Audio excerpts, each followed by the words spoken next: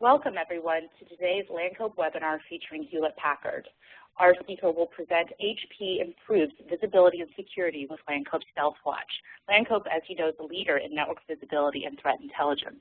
And I'm excited to welcome Jim O'Shea, Network Security Architect with Global Cybersecurity for HP, to today's presentation.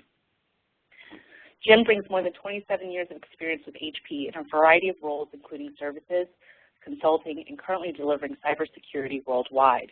Throughout his tenure at HP, his focus has evolved from networking with security interests to now a security focus with networking emphasis. All the while, he has been pioneering the use of flow telemetry within HP. Jim, thank you for joining us today to present how you're using Lancope StealthWatch in HP. Well, thank you, Jody. Thanks for having me and allowing me to share our pleasant experiences with StealthWatch with everybody. What I'd like to point out is that I'm a member of the security team. People that deal with security teams often step back and say all that we do is say, no, you can't do that. But what we really strive to achieve as security professionals is to deliver wizened advice. However, we do struggle with guarantees on that advice. It doesn't exist. And as a security team and professionals, what we really want to know is, did we give the right level of advice? How is that advice used? How does it look like on the network, and what are the applications doing?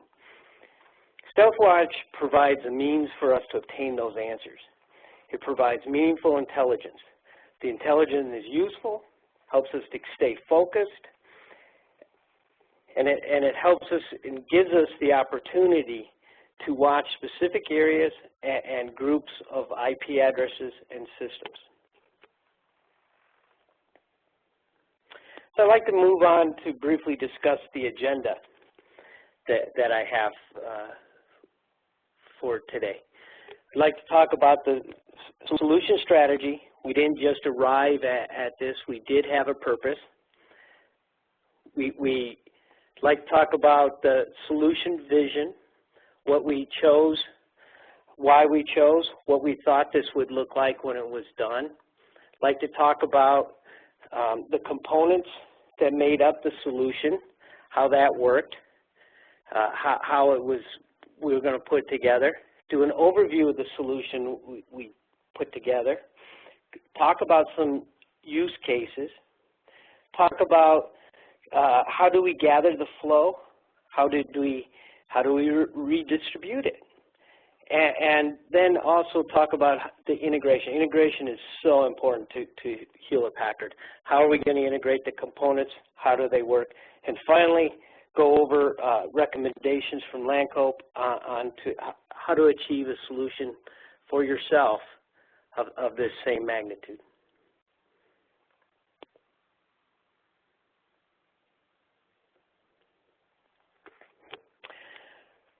First, we didn't just arrive and wake up one morning and say, let's do this. There was a specific purpose. What was our problem? What did we want to achieve? What were we trying to visualize and fill our gaps, what we can't currently see? So we all knew the potential of flow from previous experiences, or a lot of us did, and so we took this to a step beyond. What areas is flow able to help us in? We looked at, can we achieve better visibility? How can we do this without applying and distributing new instrumentation, more extensive instrumentation? We wanted to avoid that. We wanted to achieve some type of anomaly detection. Tell us when things are behaving abnormally. Tell us when there's a change in an application. We wanted to take advantage of information we've already collected. We wanted to collect once. We're an established company. We have established professional teams. We wanted to keep the professionals using the tools that they already use to use the advice, to monitor flow. But at the same time, we wanted a security view. So we wanted to, how do we we accomplish that? We wanted to have assistance in deeper analysis. We wanted to look for things such as data loss. We wanted to look at early detection of DDoS. We wanted to find detection of like I mentioned before, malbehaving, unusually behaving applications, users in the network. Integration, like I mentioned before, is extremely important to us. It has to be integrated. It had to be able to be integrated with tools we have, tools we envision having, and have a path. We wanted to, most importantly, make sure our advice was wise. Assist us and improve our own understanding. How do we understand how the applications behave and flow on the network? What's the application ecosystem like? And then, as always, we wanted to meet all our core requirements, which are everything has to be centrally managed, has to be scalable. We wanted IPv6 capabilities, and we wanted to be able to improve our partnerships with our existing teams, networking team, the application teams, storage teams, etc. Next slide.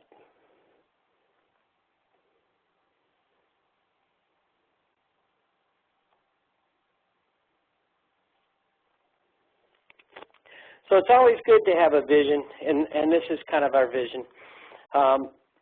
It's a block diagram smoothed up a little bit, but what were we trying to achieve?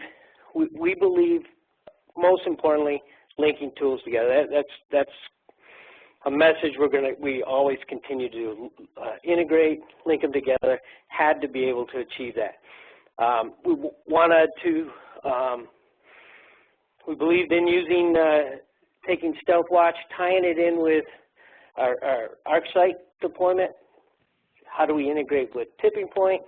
How can we take the existing flows, all types of flows that we have in our network? How do we talk to our networking control center?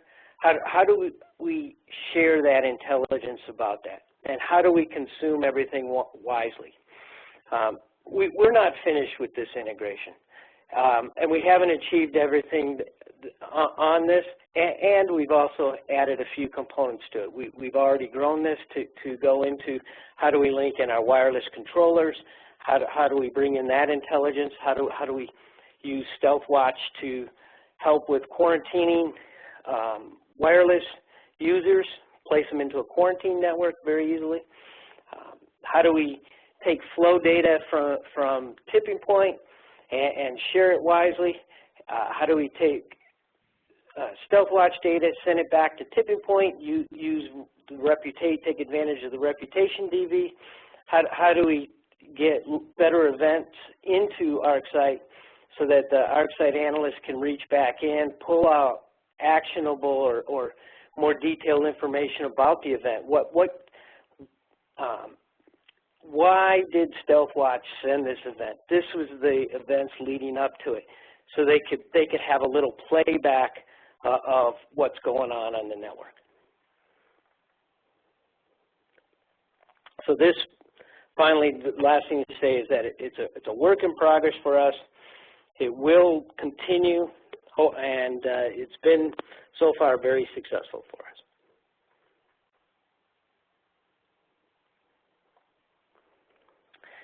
So this is a little bit of a slide that you'll recognize. It has standard Lancope graphics on it. But one of the things I want to point out here is it really fits into our goals and objectives. We wanted to achieve better visibility into the network. We wanted to achieve more comprehensive security monitoring. To us, better visibility is what is being routed across the networking or across the network. How do we understand that in an intelligent way? We're looking for, in a way, we're kind of looking for the easy button. I want to understand this in an easy, comprehensive, intelligent manner, and StealthWatch delivers that to us. We're able to understand and interpret the data. We're able to have focused actions.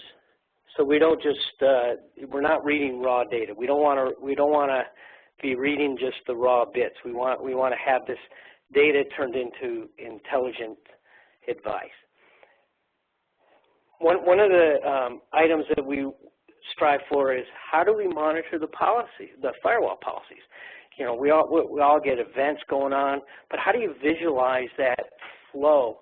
How do you visualize what was going through your firewalls? So this creates an opportunity for us to have that type of visualization. So now we can create a little map and what this environment looks to, who does it talk to, the ecosystem, and we get a better understanding. So it allows us to be a little wiser in our advice, which is what we're all striving for as security professionals, and it's better to partner with the network team and the application team. It helps us with that way. To us, network troubleshooting was not the reason we selected this tool. However, the ability to achieve this and to set alerts and to have the customized output for alerting into different ARC sites, one of the aspects that we discovered was the ability to talk to multiple ARC site instances. So the security team can send security events to one ARC site. Network team can send security events to another, and we can keep replicating that. I honestly don't know the limit on that, but I do know we have 3 active instances going, and it's great. Specific purpose for everything, and then forensics. The ability to step back in time is great. You know, what happened? What was this? What was going on? Ability to replay without a true extensive packet capture is great. This is real. It was one of the most beneficial features for security team.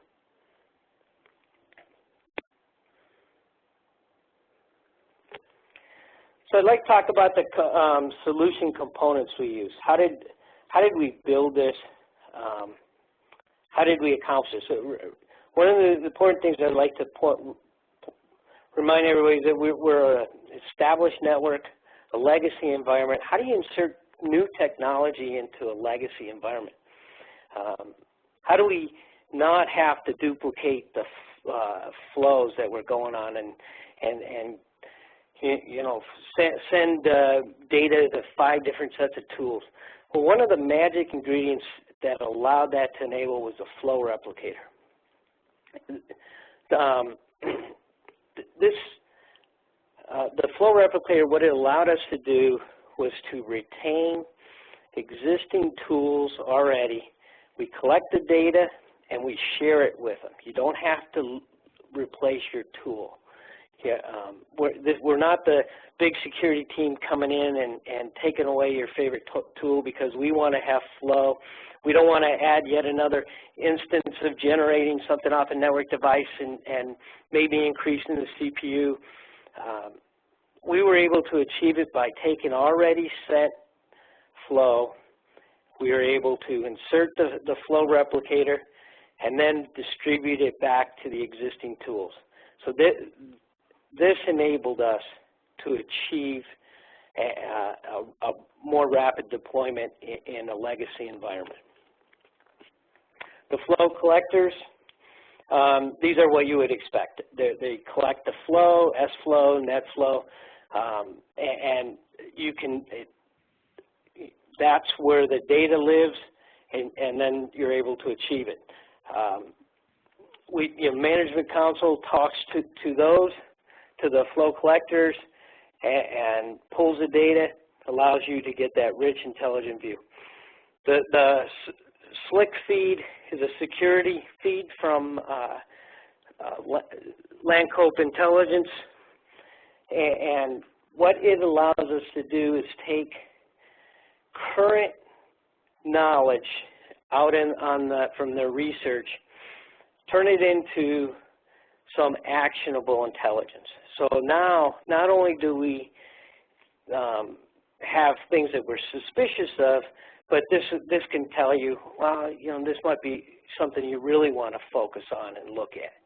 And so that's an additional feed that in the tipping point, it's a reputation digital vaccine. So this is a different view, a wider view, and it really is actionable and useful. Of course, in our environment, we have two management consoles because it has to be redundant, has to have that scalability, has to have those are core requirements. And then, of course, it has to talk to ArcSight in our environment. And so we have 3 different ArcSight environments that it's talking to. But when we ventured down this path, that was an unknown. We did not know it had that capability. So that was an added bonus for us, and it really helped us along the journey.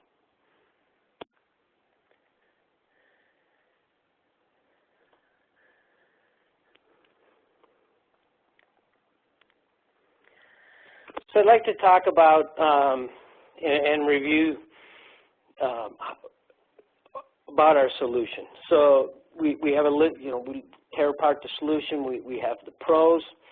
It allows simpler configurations, one IP address. It allows us to do this based on we can have a standard for our teams, but based on areas of the network where you're from, you have a standard.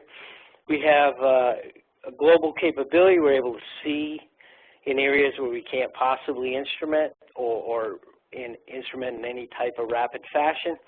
We're able to see and able to add flows easily. It is a very quick on, and can't emphasize enough the ability to keep the current tools other teams enjoy. Security team, this is our flow tool, but other teams have multiple tools, so they get to keep them. And we have so that's part of the collect once, reuse multiple times. We're able to understand IPv6, or I should say, not that we can understand it, but the tool can understand it. Our understanding, those IPv6 addresses are kind of long, so as security professionals, it's a struggle. As networking, it's second language. It works out. This works out well.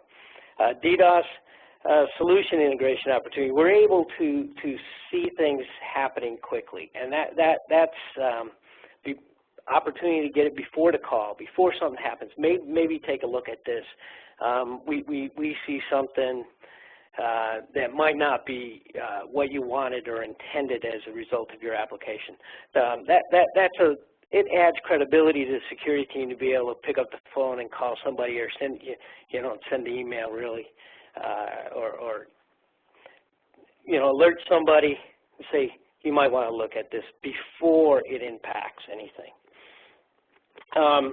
One of the things that we've and Lancope is improving, the replicators, which are to us were great enablers. They cannot be managed in the console, so it required an additional console fixed. But that was what it is. What it is. There's a looking at some of the other items.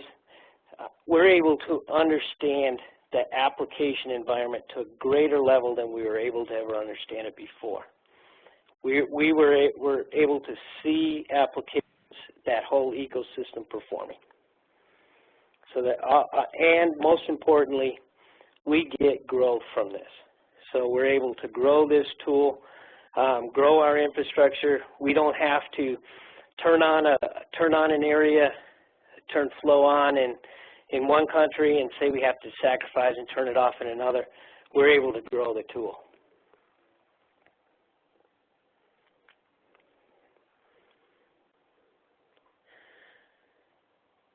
So one of the forensic uses is the ability to record conversations. It doesn't, it's not a recording, obviously, as a audio recording. It is a record of how they communicated. So just want to that ability with the team's ability to play back, ability to look at detail is fantastic. And again, the integrating with all our tool set, and we're able to hopefully someday we'll be able to recognize an application, say, you could have an application improvement by a different placement. But more importantly, right now we're able to say you talk to these 12 hosts, and we know that, so we're now able to tune our firewalls and match things up a little better. One day, one of the visions we have is the ability to have a small test bed to put an application in, and to tell the application team how their applications behave. And so we're working on some of that. We're not quite there yet. We're excited about the possibility and it'll be matching up the requests with reality. So,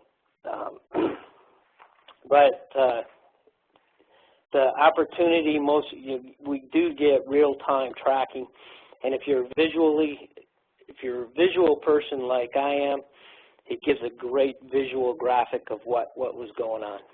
And I have a good example of a visual graphic a little bit later.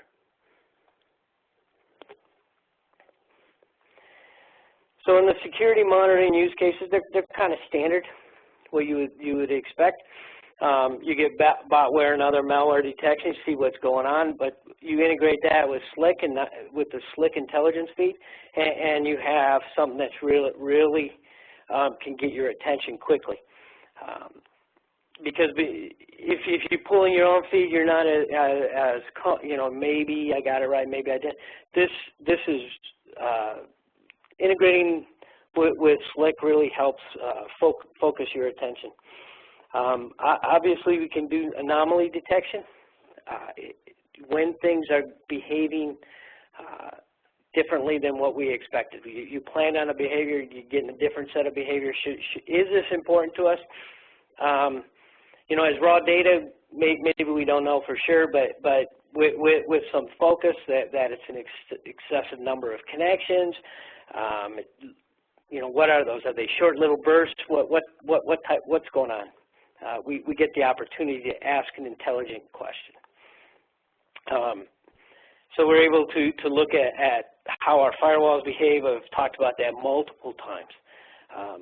Able to see if anybody, insiders, if something's not normal. We can look at data loss. These are all standard security type asks, requests, wishes. We're able to get this. One of the environments that we have is able to set up just a standard worm scan catcher. Take that address space, convert it into an environment group. Is somebody stepping in that? Why? You can ask those questions. This is if it's dead address space, a real address on your network, but there's no host there, there's no URL there. Why are they? Why is there activity there? Or somebody trying to communicate with it? If it's dead, it's only one way, but you're able to see that. Maybe you have an early worm detector. You have an early scan detector. You can see things a lot easier for using that type of environment.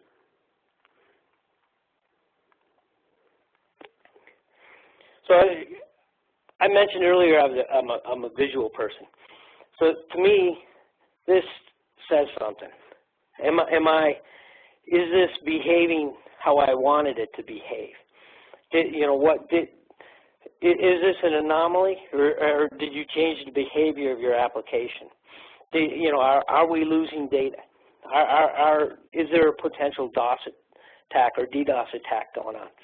So this type of graph speaks visually to the alarms that you get. So StealthWatch will send you an intelligent alert, and then you can drill into it, and you can come up with this type of view very simply, 2 clicks, and you're into this type of view, looking at what is it? Is this something I care about?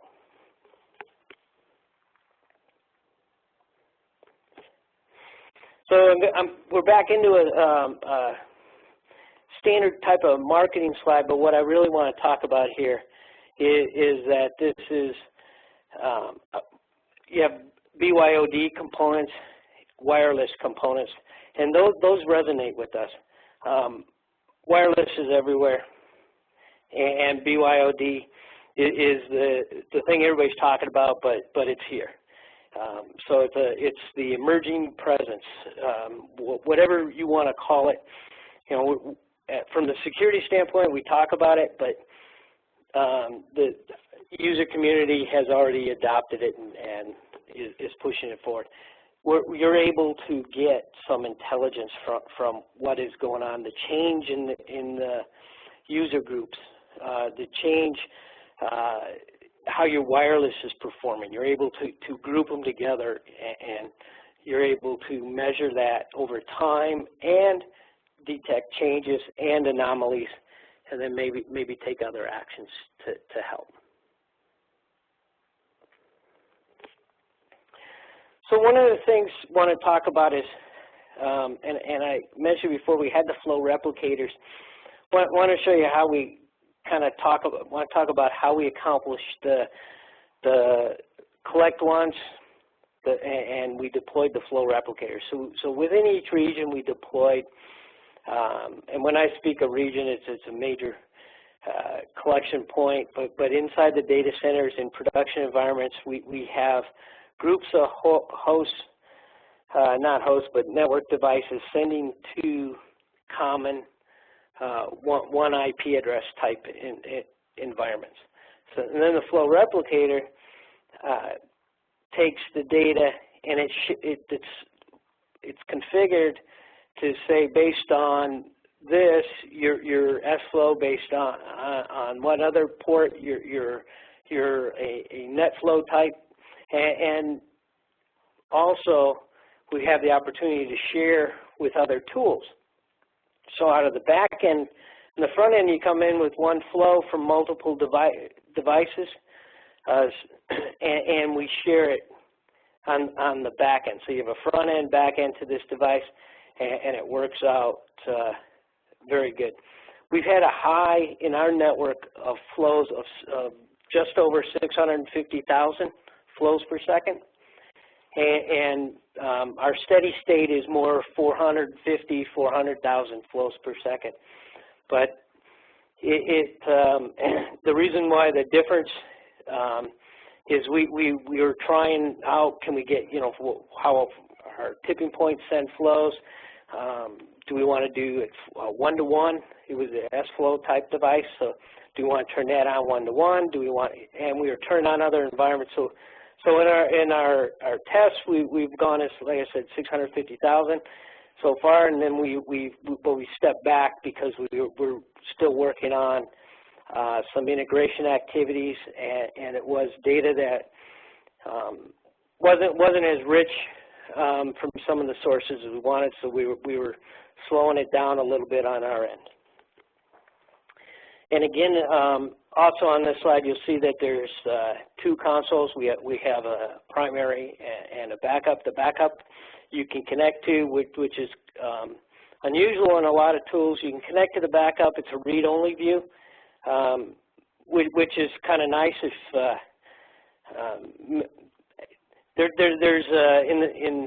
on my team, we were looking at maybe we had the opportunity to allow some people only to log on to the backup. That's really not achievable, but at this time. But it'd be nice to keep people to that. But the tool does allow the users to be configured to read only, change, full change, limited So you have a lot of flexibility in the user community, and that's the preferred way, and that's the way we actually have deployed it. So just want to go through, quickly go through, what were the results? How does it match up to our objectives? Did we achieve it? And we achieved our objectives, and we did achieve, and actually more, and the vision allows us to go bigger. But the ability to monitor internally, gain more visibility, is definitely. For us, we look at all the WAN sites. We don't go too deep into each site, but we have that ability. We go into all egress points, and we look at all points that you go into any data center. So we're able to get a real good view of flow as it goes around the network. We're also looking at different labs, areas. We're able to expand this as we choose, which is very important to us. We get a visibility into where we didn't have it before. The ability to, how do applications behave? What are the anomalies? We fill a gap we had. As you know, to instrument is a long. If you have to insert an instrumentation, that takes a lot of planning, and the ability to turn on flow through different network devices is a very doesn't take as much planning. You just need to make sure that you follow your change control, and enable that, and you're getting data right away. So it's very quick, and as over time it's more intelligent. We're also able to look at our improved forensics. We're able to look at incidents in a different way, get a different view. So let me look at that. Let me look at deeper into that. That's an easy question. We can take a look at what, when, where, how, whole lot easier, and it gives some depth to it. It really complements other tools. ArcSight, Tipping Point, our whole security ecosystem is richer from that. Peer-to-peer networking, it's one of the users do this. We're able to identify it. Is this desired? Is this not desired? We're able to help guide in that decision and do we need to change a firewall rule? Do we need to turn on a new IPS filter? Do we need to do something else because of something? We're able to see that, and it's very beneficial to us. Same thing with communicating with what you shouldn't be, or get an unexpected guest in the form of some malware. So you're able to get a different visual view and a reporting view tool tell you, hey, something's not normal or something's different. Able to take a look. We're able to visualize, like I mentioned before, the firewall rules. You're able to visualize your policies. You're able to see how they're flowing, what that means, and how is it used, and how popular some rules are. Are the firewalls behaving like they wanted to? What is you're able to look at our PCI environment or different environments, and how does that look, and how did it look before? So you're able to take a now picture of it, look at how it was, and you're able to go back in time, what was flowing between these 2 weeks or months. You pick, and you're able to go back and do that, and that helps with understanding how especially in compliance environments. And for us, the ability to integrate with existing HP security applications is critical. Has to be able to do that, and we've been able to do that.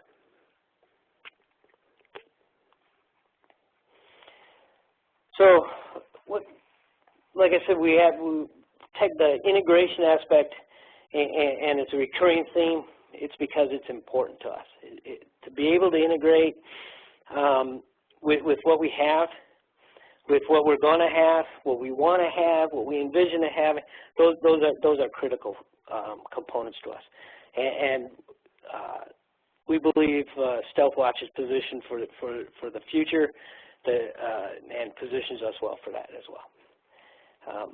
We're able to integrate with our asset management database. So we're able to, with a simple right click on an IP address or a host name, in one of the flows that we come up with, one of the reports that gets presented in StealthWatch, we're able to pull up another tool, and we're able to pass in that information to the tool.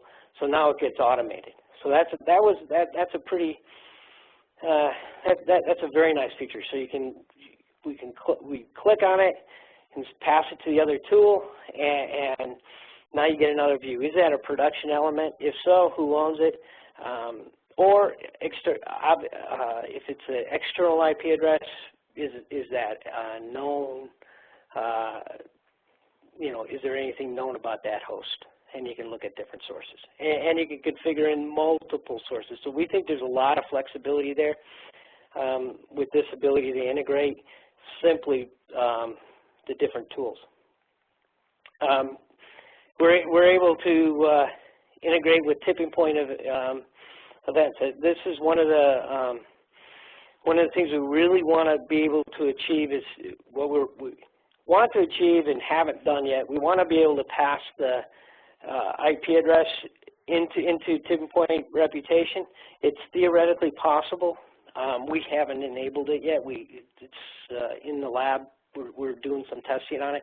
But what we want to be able to do is easily pass information, say, look, I want to quarantine this IP address, or I want to block this IP address, this host, wherever it crosses different boundaries.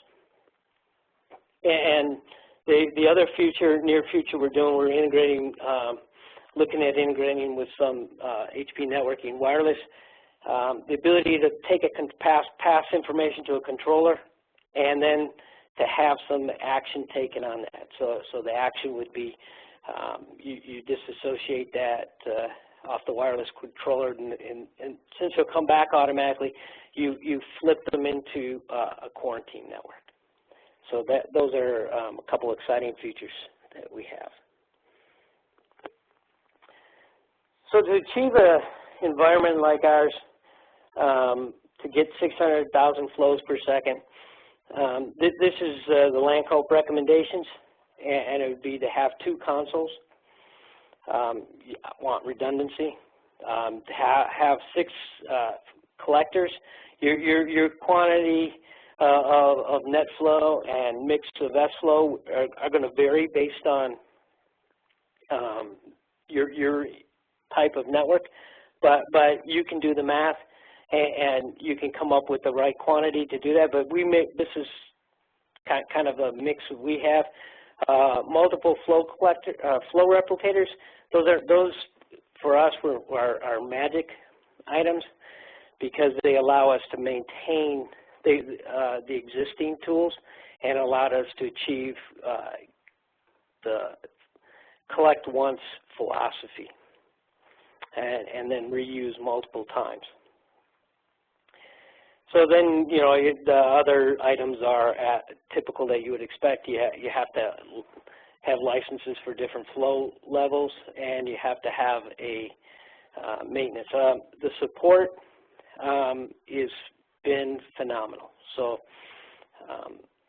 I believe the way they're positioned, Lancope's positioned, it will continue to be outstanding support, and that's always a pleasant gift. So with that, I'd like to open it up for questions. And Great. Jim, thank you so much for that presentation. You shared a lot of insight about how you're using it to detect various threats and how you're able to integrate it with your varied ecosystem of other technology tools. We have a few questions from the audience, one of which is, what are you using as your primary security monitoring dashboard? Are you using StealthWatch, are you using ArcSight, or even Tipping Point? So ArcSight is the heart and soul. So we try to, for the SOC, it's an ArcSight view. There are sub-teams that have other views, but the main events go to the SOC and then they get distributed. They pull up other views as required. It works best for the Security Operations Center to have that view, but again, there are teams that focus on the other tools or use the other tools more, so they use the view of their choice. But if you're looking at it from the Security Operations Center, it is an ArcSight view. Got it. All right. Another question is, given that you're using it for advanced threat detection, forensics, firewall auditing, et cetera, and investigations, how long are you storing these flows? So we haven't put an expiration on the flow, so we're testing it. We have 90 days worth of flow data so far.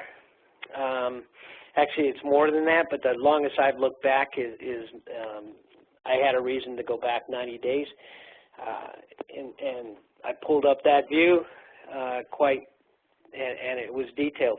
Now, we did tune the tool to drop interface information after 90 days so that it gets a less granular view.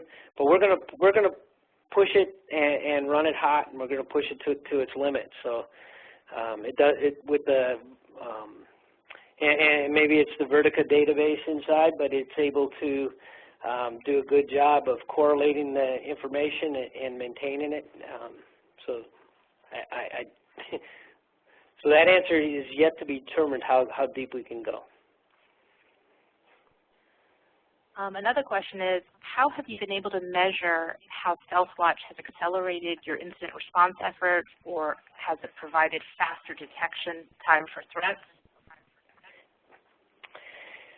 So it's given us a view to things that we haven't had the opportunity to see before.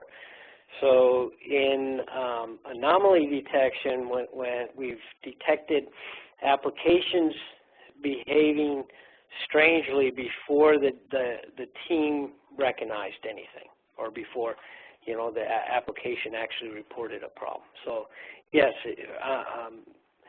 if you look at a network view sometimes, and if you know what it should look like, and you see something different, and you had the opportunity to drill into that, you come back with some very interesting and results. So from that standpoint, it's really, I guess you can't measure that, it's because it's ahead of the curve. Before the problem was reported, we detected some problems. So time to response, using in all the above, all the tools, it really helps you focus. It helps you find questions. We're not guessing as much. You eliminate a lot of that. So you can put a hypothesis out there. Is somebody, pick your problem, and then we can use StealthWatch to look in and say, I do see communication on that port, or I don't see anything communicating on that port. Maybe we're not collecting flow, but on the other hand, if we know we are, we have a lot of things to eliminate. So it is a valuable tool. Another question from the audience is, has StealthWatch helped you uncover any surprises on your network?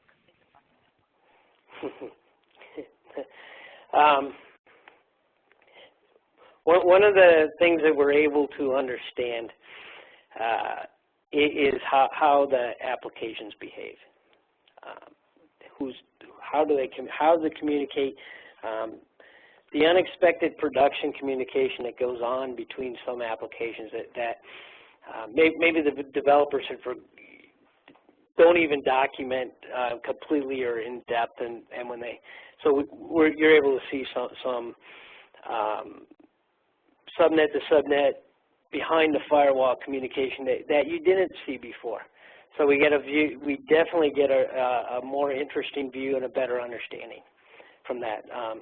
There are other things you learn about your network and users and the way what's flowing back and forth. You just get a different view, and it's enriching. We have time for one final question, and that question is, you've talked about the visibility that StealthWatch gives you in conjunction with all your other tools. How has StealthWatch helped you collaborate with departments outside of security? For example, other parts of IT or compliance or even HR? So we have, with HR is an interesting twist on the question. With other parts of IT, obviously the security team and the network team, well, maybe it's not obvious, but to me, being part of the using tool, it becomes obvious that you have an integration point, and it's a strong integration point. You're able to share with the data back and forth. And as I mentioned, we have 3 different ArcSight instances we send events to. One of those is to a network ArcSight instance. So some events are being sent there for utilization, et cetera, and given early warnings to a different team. So it does help out. So we do have that opportunity. On the HR view, we haven't ventured down that path. So we don't have that